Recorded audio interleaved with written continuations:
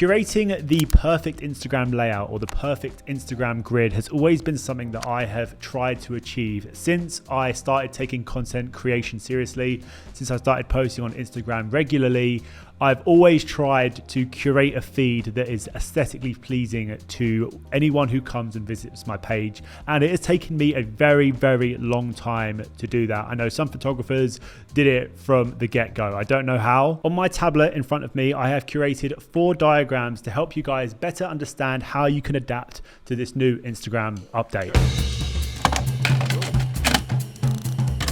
Okay, so regarding aspect ratio, in my opinion, when you're posting photo carousels, you want to be uploading this at 1080 by 1350, which is a 4:5 aspect ratio. This is going to give you the most amount of screen real estate. I call this area the safe zone. So the safe zone is 1015 pixels wide and 1350 pixels high. This means that you should avoid putting any text on the no zone.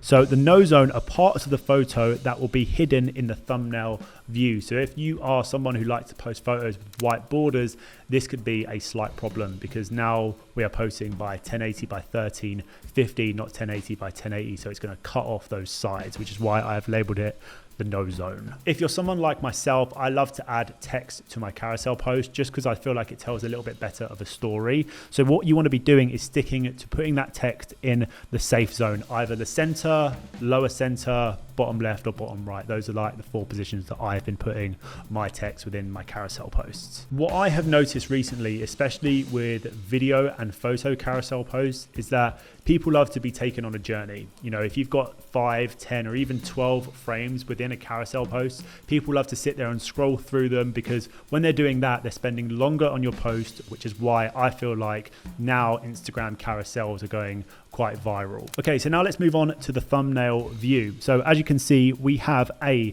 1015 by 1350 pixel. That is the ratio of your thumbnail. That is the area that is going to be visible on your profile feed. So remember, it's not 1080 by 1350 because we lose a little bit on those sides. Okay, so now let's move on to Reels. As we all know, we need to be posting at 1080 by 1920, which is a 9 by 16 aspect ratio, or I've been posting at 16 by 9, so you're actually watching it horizontally on your phone. For me personally, I think it doesn't bother me if I need to rotate my phone. If I'm watching something that's like really beautiful and cinematic and landscapes, I would prefer watching it in landscape at the 16 by 9 ratio. I don't shoot anything anymore in portrait. Like, I create content for YouTube, I create content for Instagram. I'm not going to shoot like a really sick cinematic sequence all in portrait. I would much rather just shoot it landscape and post it landscape on Instagram. So like I said, depending on what you are actually posting, you can either post 16 by 9 or 9 by 16. So again, here we have the safe zone. So when you're posting Reels, majority of the focus is going to be on this part of the video. You want to keep the text out of the no zone, so at the top and at the bottom. So this way, if your video has subtitles, ideally you want to keep them to either the center or just below the center so that they are clear and visible, because if you put them too low, the caption will actually cover the subtitles. If you put them too far to the right, the icons, so the like, share and comment icons will be covering those subtitles. So just make sure to not put any sort of subtitles or anything in those red zones, because you'll go post it and it will just look crap. No one will be able to see the subtitles. So like I said, avoid the no zone at all costs. This probably isn't new information to you guys, but if you are making videos like talking head videos for like YouTube shorts, Instagram Reels or TikTok, make sure you're adding subtitles, because a lot of the time people will just click off them if they don't have subtitles. Don't know why. I think a lot of people watch videos, especially if they're like out and about, they'll watch it without sound. So yeah, just a bit of advice. Make sure you add subtitles to your videos if you've got a lot of dialogue in them.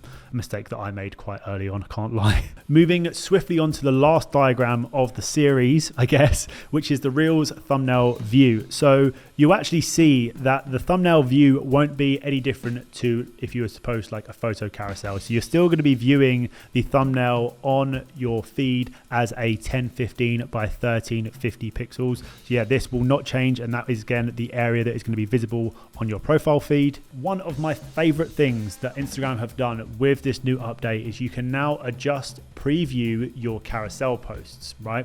So all you need to do is click on one of your photo posts, hit the dots on the top right. You can also do this with Reels, and then go to adjust preview.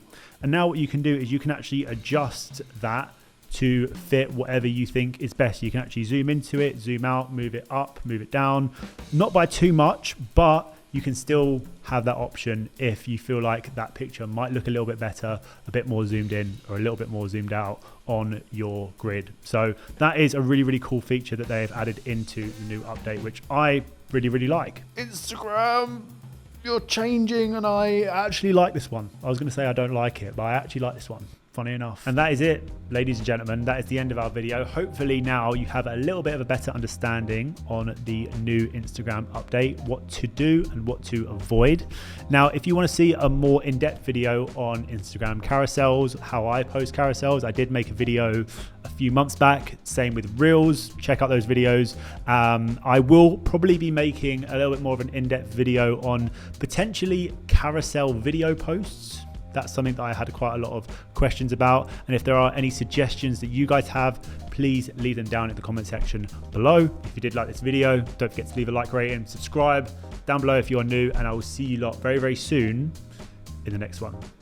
Take care. Peace.